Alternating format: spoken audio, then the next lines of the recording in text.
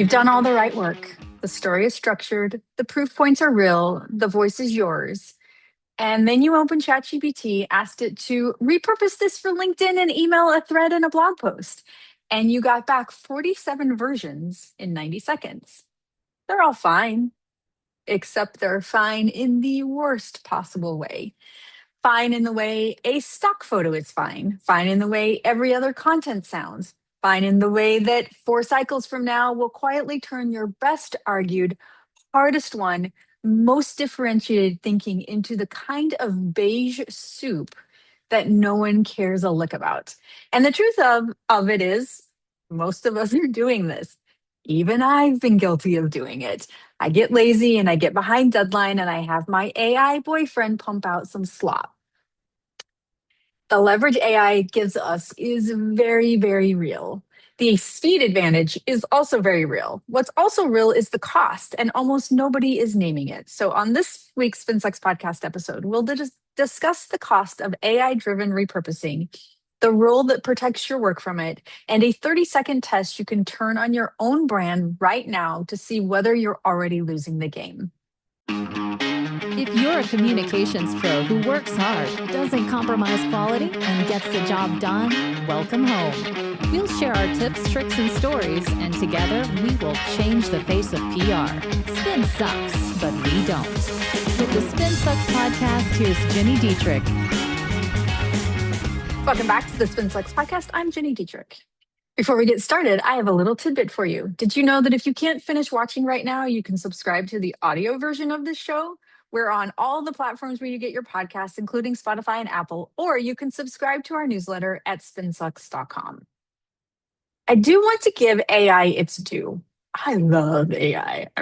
Love AI. The leverage is staggering. A digital marketer who used to spend a day reshaping a flagship piece into a newsletter, a LinkedIn post, a podcast description, and 3 social variants can now do it before their first cup of coffee is gone. The tools have gotten so good that today the first draft is genuinely usable. The problem is the second draft, and then the third, and then the fourth. What happens is most teams don't have a single AI assisted repurpose. It's a cascade. They use the blog post and have it summarized for the newsletter. Then they take the newsletter copy that gets pulled apart for LinkedIn. Then they take the LinkedIn post and that gets paraphrased for a sales enablement deck. The deck then gets regurgitated by another AI tool pulling into talking points for a podcast pitch. By the time the idea reaches the audience that actually matters, the original argument has been 4 or 5 rounds of make it punchier and tighten this for the audience. And that, my friends, is where the trouble starts. Let's say you publish a flagship piece with a sharp claim, and that claim is this. Our integrated communications program reduced churn by 34% across 50 mid-market customers in 18 months. Proof, citable, lots of great information, expertise, and experience that no other company in your industry can claim. We reduced churn by 34% across 50 mid-market customers in 18 months.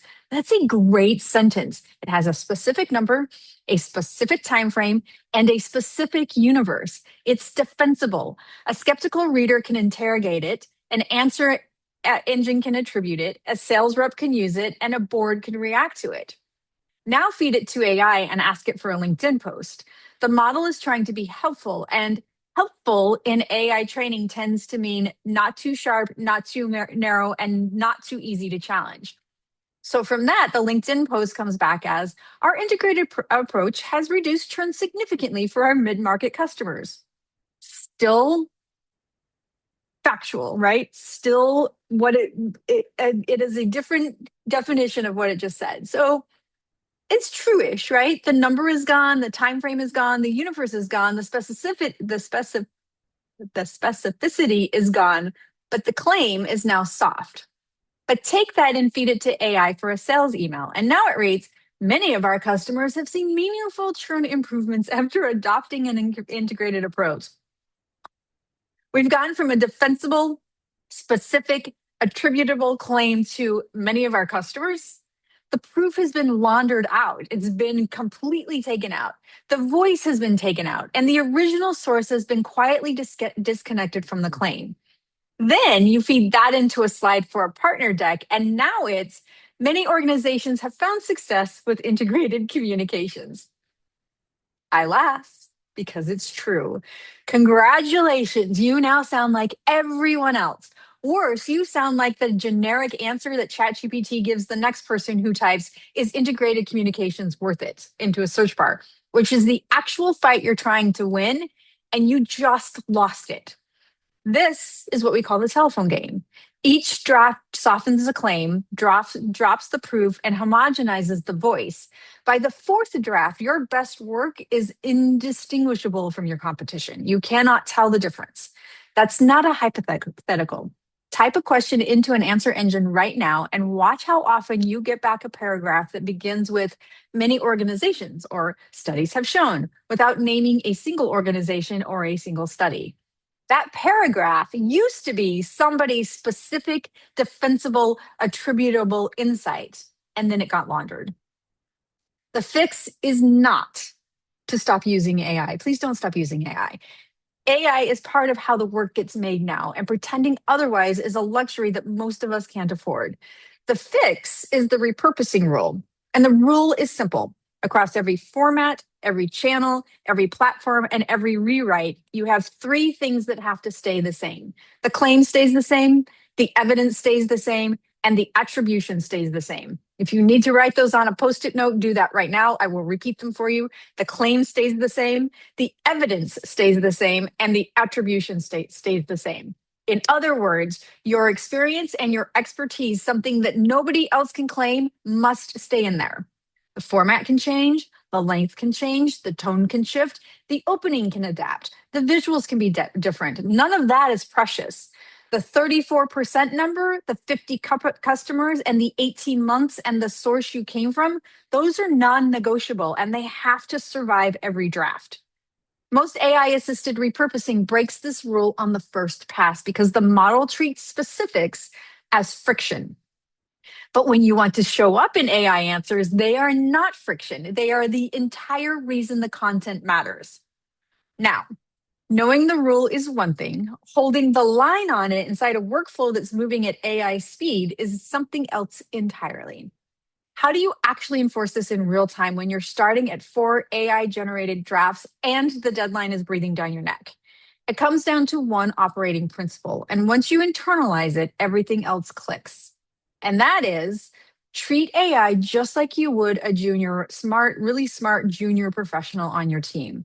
A smart junior professional is good at a lot of things: drafting fast, adapting tone, cutting length, generating variations, holding a brief in their head, making a long argument shorter, making a short post longer. Most of this work is exactly what AI is for, and you should let it do that work. But you do not let a junior professional make the call on the claim. You do not let them invent the evidence. You do not let them decide whose voice the piece is in. You do not hand them a flagship piece and say, "Make this sound better, make it sound like us, but for LinkedIn, and make it punchy." You give them constraints. You define the boundaries. You review the output. That is the relationship. AI is in charge of nothing structural. It is allowed to adapt format, length, and tone within your guidelines. It is never allowed to soften the claim, generalize the evidence, or strip the attribution. Those decisions are yours and they remain yours alone. Okay, so here's a 30-second diagnostic you can run before you finish even listening to this. Open ChatGPT or your AI tool of choice. Mine is Claude, whatever you prefer, and type this question. What does fill in your organization stand for? What does SpinSucks stand for instance? What do they actually do that's different from everyone else in their category? Type that into your AI tool of choice. Don't help it. Don't add context. Don't refine the prompt. Just read what comes back. You're looking for 3 things. Do you see your specific claims, or is it generic category language? If the answer reads like it could describe any of your competitors, you have a dilution problem.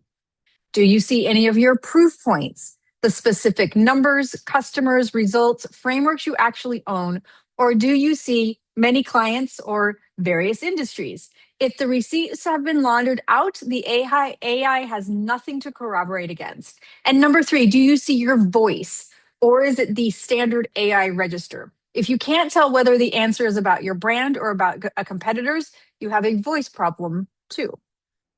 Most teams discover the same thing with this test. The answer that comes back is not their argument. It's totally normal. This is all brand new world. We're all facing the same thing. It's the average of every AI rewritten version of their content plus everyone else's that's been put in there. And it also puts in a generous helping of generic, and sometimes it even hallucinates. That is the AI discovery footprint that they're building, and it's a lot smaller and a lot less differentiated than the work they think they're doing. This is not a comfortable test. It is a necessary test. Run it anyway. It will tell you exactly what's been diluted. Now, I can already hear some of you thinking, okay, so a chatbot doesn't describe my brand perfectly. Big freaking deal. 2 years ago, I would have said the same thing. But that was before answer engines became the front door for buyers, candidates, partners, and reporters. So let me tell you why this is not a vanity problem anymore. It's a visibility problem with real money attached. Answer engines are now a meaningful share of how your buyers, candidates, partners, creators, influencers, journalists find information about you. They are not Google. They are not Bing. They do not show 10 links and let the reader decide. They synthesize a short, simple answer, and they are biased toward consistency. So, how consistent are you across the web? And corroboration. So, are third-party sources talking about you the same way you talk about you? This is also why I have been arguing for years that everyone wants virality, but no one wants consistency. And now the answer engines have the same opinion. It is a discipline now called generative engine optimization, and it operates on a simple principle. AI engines trust a brand more when independent sources reinforce its claims, not when the brand keeps saying things louder on its own channels. Dilution is the opposite of that signal. 47 AI laundered versions of the same idea, each slightly softened, each with a different number or no number, each in a slightly different voice with the original source disconnected. That does not corroborate. That confuses. And the answer engine's looking at your footprint, decides you're not the authority on your own argument, so it chooses someone else. Or worse, it chooses the generic. And that's what's at stake. Not aesthetic, not preference, not, gosh, we'd like to show up an AI answer someday. Visibility in the place visibility matters most. And I've written before and I've talked about before that in the age of AI search, PR holds the tools and the keys to visibility. This is what we do. And this is the editorial discipline that makes that real. It's also why I keep arguing that the PESO model has graduated from a framework to an operating system, because integration discipline at the editorial level is the difference between an AI discoverable brand and an invisible one. The PESO operating system is the part that holds that line. So here are 3 things you can do this week to make a full, fast difference. Number 1, run the ChatGPT test or AI platform of your choice on your brand. Save the result. Take screenshots if you have to, save it in a thread. This is your baseline. Number 2, choose one piece of content your team wants to repurpose this week. Before AI touches it, write down on a single line, and this is what I had you put on your Post-it note, the claim, the evidence, and the attribution that have to survive every single draft. Send that line to anyone, including your AI, that's going to touch the piece. The writer, the editor, the social manager, your agency partner, your cat or your dog, anyone that's going to touch the piece. They have to use that no matter what. And then number 3, audit the last 6 months of your content for one thing. Are they the same claim? Do they have the same evidence and the same attribution traveling together every time the idea shows up? If yes, you're doing a great job. If no, you've uncovered your next project, and I am willing to bet most of us are no. This is a starting point, and it's the work that the 2026 PESO model certification is built around. It's integration discipline that holds up in an AI-driven environment, including the editorial rules that keep the telephone game from quietly eating your authority. You did the hard work to build the argument in the first place. Don't let the easy part, the repurposing, undo it. If you want to chat about how to use AI in your work without it becoming slop, join us in the SpinSucks community. It's a great place to get advice, brainstorm ideas, build real relationships with your peers. You can find us at spinsucks.com/community. That's spinsucks.com/community. And make sure you follow us on LinkedIn, TikTok, and Instagram. We're posting tips, how-tos, cheat sheets, best practices, shit Jenny says, and more every week. I'll see you next week. Bye.